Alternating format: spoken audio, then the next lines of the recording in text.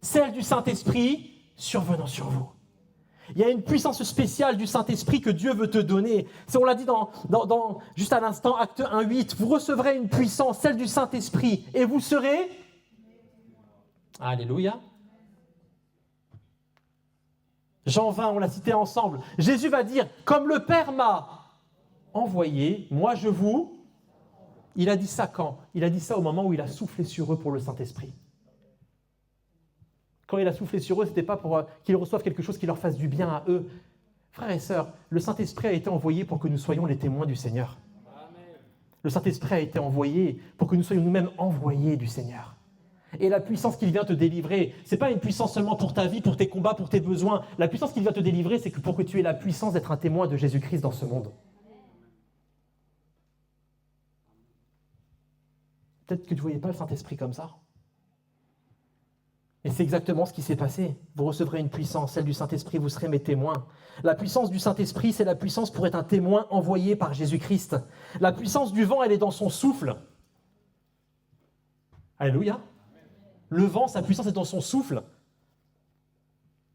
Et lorsqu'un ouragan passe, il n'y a rien qui l'arrête.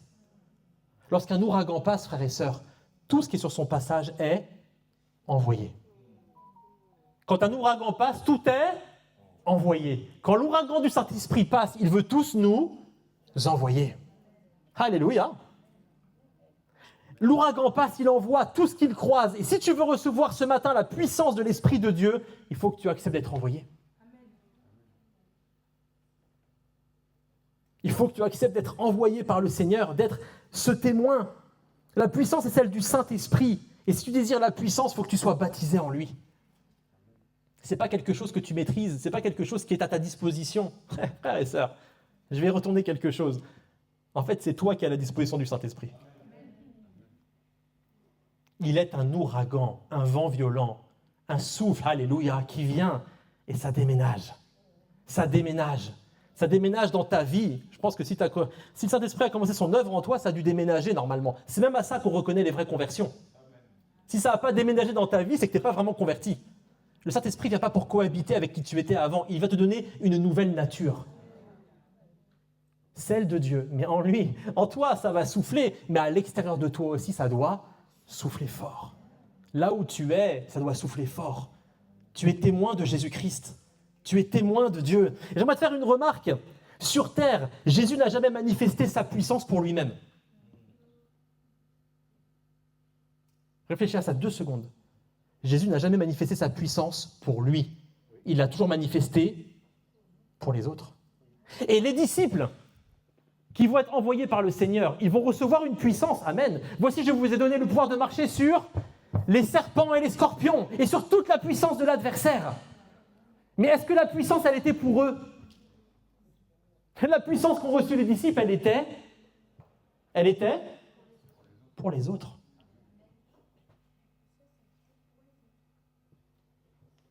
Amen, pour les autres. Jésus lui-même n'utilisait pas sa puissance pour lui. Ce matin, frères et sœurs, il faut chercher la puissance pour les autres. Ne cherche pas la puissance premièrement pour tes besoins, et c'est trop souvent le piège dans lequel nous sommes. On est tellement centrés sur nous, frères et sœurs. Bah oui, mais tu comprends, pasteur, j'ai des combats. Bah oui, mais tu comprends, j'ai des besoins. Ah, ça, on n'a pas encore vécu la persécution. Hein. Et la Bible nous parle de nos combats en disant, mais sachez que les mêmes souffrances sont supportées partout dans le monde par vos frères et sœurs.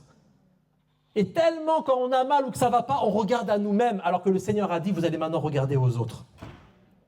Le Seigneur va dire, vous cherchez premièrement le royaume et la justice. Et alors vous, pour tous vos besoins, tout vous sera donné par-dessus.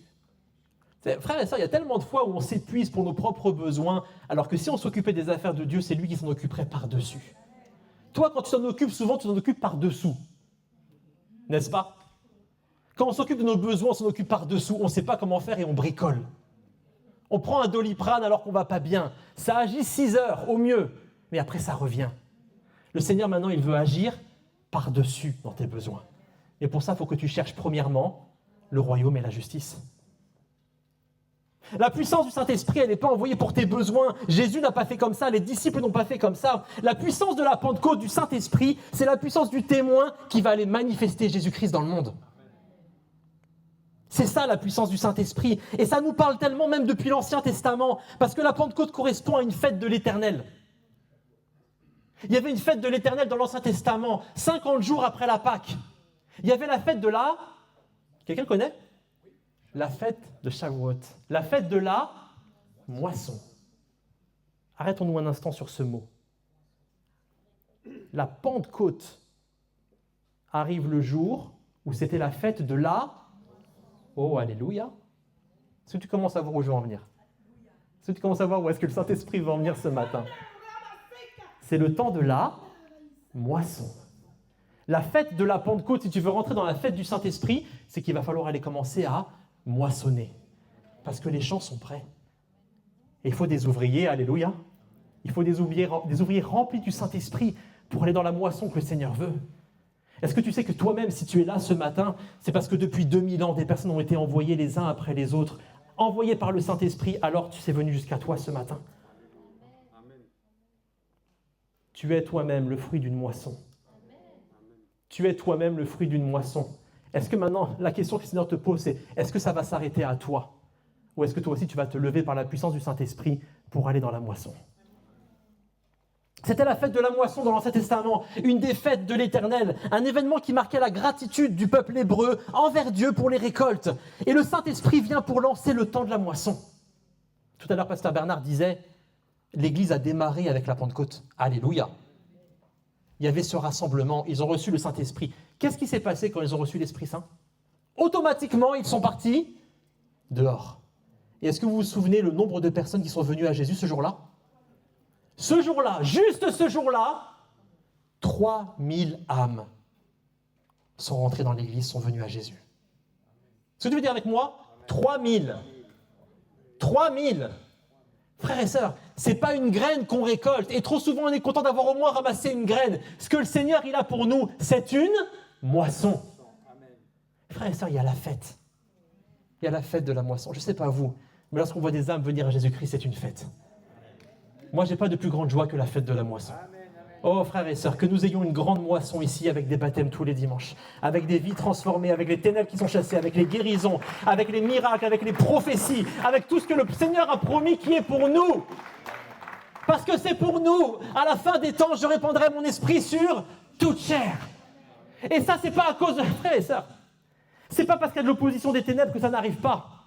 Les ténèbres fuient devant la lumière du Seigneur. Les ténèbres étaient les mêmes au temps de Jésus. Les ténèbres étaient les mêmes pour les disciples, ils en ont payé le prix. Si tout cela, ça n'arrive pas, c'est parce que nous ne sommes plus remplis du Saint-Esprit. Le problème n'est pas chez l'adversaire, lui, il fait son job. Le problème n'est pas chez le Seigneur, tout est accompli. Le problème, il est chez moi, parce que je n'ai pas la puissance pour aller dans la moisson. Si au moins j'avais la puissance déjà pour tenir bon, mais il y a plus pour ta vie. Il y a plus pour ta vie, et pour ça, le Seigneur, il veut te baptiser du Saint-Esprit. Te baptiser du Saint-Esprit. Quand l'Esprit est descendu, ils ont parlé de nouvelles langues. Automatiquement, des langues de feu sont venues. Et ces langues reçues étaient données en direct. Il est dit qu'ils parlaient selon ce que l'Esprit disait. Ils étaient inspirés par le Saint-Esprit. Leur parler en langue n'était pas quelque chose comme ça de virevoltant. C'était des paroles qui venaient du ciel. Des paroles qui venaient du ciel. Et frères et sœurs, pourquoi étaient-elles utilisées? Elles ont déjà été utilisées pour être des témoins. Parce qu'avec le bruit qu'il y avait, tout le monde est venu. Et alors, il est dit, acte 2, verset 11, ceux qui vont venir vont dire, nous les entendons parler dans nos langues. Qu'est-ce qu'ils disent? C'est marqué. Qu'est-ce qu'ils racontaient à ce moment-là, dans langue? Ils étaient en train de témoigner de Jésus-Christ. Ils étaient en train d'être des témoins. Et alors qu'eux-mêmes, les disciples, peut-être ne savaient même pas ce qu'ils racontaient dans cette langue, que peut-être ils ne comprenaient pas, parce que les autres comprenaient, peut-être qu'eux ne savaient pas ce qui se passait. Ils parlaient dans d'autres langues, mais ce qu'ils racontaient, c'était les merveilles de Dieu. Le Saint-Esprit est venu, ils ont été des témoins.